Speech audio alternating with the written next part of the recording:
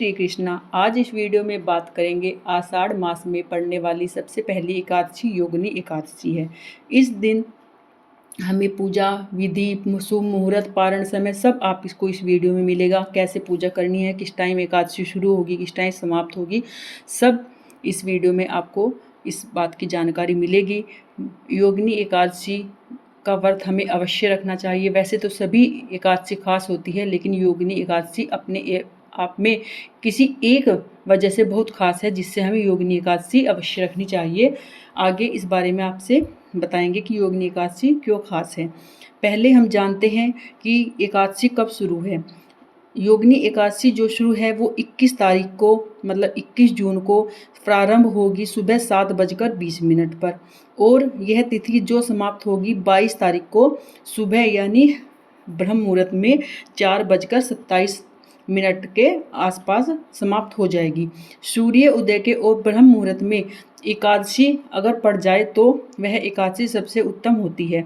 इसलिए यह एकादशी हम 22 जून को ही रखेंगे, क्योंकि 21 जून को एकादशी 7:20 पे हमें मिल रही है, तो 3 घंटे की इसमें 10वीं तिथि है जो वह मिक्स हो गई है। और कभी भी हमें 10वीं युक्त एकादशी का व्रत नहीं रखना चाहिए, यह व्रत शुभ नहीं होता है। हमें वही व्रत रखना चाहिए, चाहे हमें द्वादशी तिथि में 1 घंटे की एकादशी मिले, वही व्रत रखना सबसे उत्तम होता है।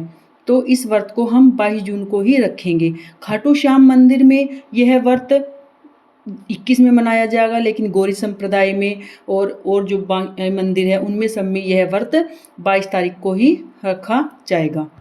योगिनी एकादशी का व्रत क्यों खास है? क्योंकि योगिनी एकादशी का व्रत रखने से हमको जो दर 84 लाख योनियों में हमें इधर से उधर भटकना पड़ता है, उससे हमें मुक्ति मिल जाती है। कितनी अच्छी बात है ना कि हम पूजा पाठ नाम जप इसलिए करते हैं कि हमें मोक्ष प्राप्त हो जाए, और योगिनी एकादशी रखने से वही हमें मिलता है कि हमें जो इतनी सारी योनियों में इधर से उधर भटकना मिलता है, वह उससे हमें मुक्ति मिल जाती है, और हम प्रभु के चरणों में हमें स्थान मिलता है। इसलिए योगिनी एकादशी रखने से हमें ये फ़ायदा और ये फल प्राप्त होता है। इसलिए हम सबको योगिनी एकादशी अवश्य रखनी चाहिए।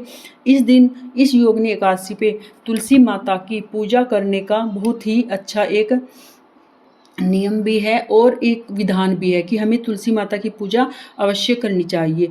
आप सुबह को सबसे पहले खुद स्नान कर अपने जो रोज़ के निमित्त कार्य हैं उससे निमट कर नहा धोकर सबसे पहले हमें विष्णु भगवान के जो हमारे पास श्री विग्रह हैं, जैसे लड्डू गोपाल हैं, जुगल सरकार की जोड़ी है, श्री लक्ष्मी नारायण है, तो उनको हमको पंचामृत या दूध दही से स्नान कराकर फिर हमें उनको पीले वस्त्र पीले भोग अर्पण करना चाहिए।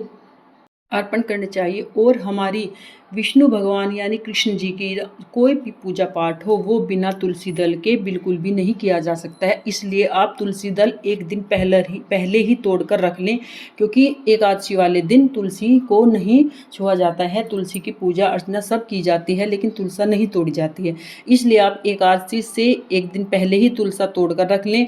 और आप याद रखें, एकादशी को हम तुलसा नहीं तोड़ते हैं, लेकिन द्वादशी में भी हम बिल्कुल तुलसा नहीं तोड़ते हैं, क्योंकि द्वादशी में हमें तुलसा तोड़ने का पाप इतना लगता है कि वह पाप हमें बिल्कुल भी हमारा किसी भी प्रायश्चित से हमारा माफ़ नहीं किया जा सकता। इसलिए द्वादशी में, अमावस्या में और एकादशी में ये कुछ मुख्य तिथियां ऐसी हैं कि जिस दिन हमें तुलसा अवश्य बिल्कुल भी नहीं तोड़नी चाहिए। इससे हमें पहले ही तुलसा तोड़ कर रख लेनी चाहिए। 11 दिन तक हमारी तुलसा बासी नहीं होती है। हम एक बार की तुलसा को तोड़कर 11 दिन तक उसे उपयोग में ला सकते हैं। और आप एकादशी वाले दिन अपने मुख्य द्वार पर दिया भी अवश्य लगाएं। एकादशी वाले दिन आप सबसे पहले पूजा अर्चना करें, और नहा धोकर जब आप भगवान को स्नान कराकर फिर उससे पहले आप संकल्प लें कि हे प्रभु, हे नारायण, अपना नाम ले कि मैं आपका योगिनी एकादशी का व्रत रखूँगा, और आप मुझे इतनी शक्ति सामर्थ्य दीजिए कि मैं इस व्रत को अच्छी एकाग्र मन से संपूर्ण कर सकूँ।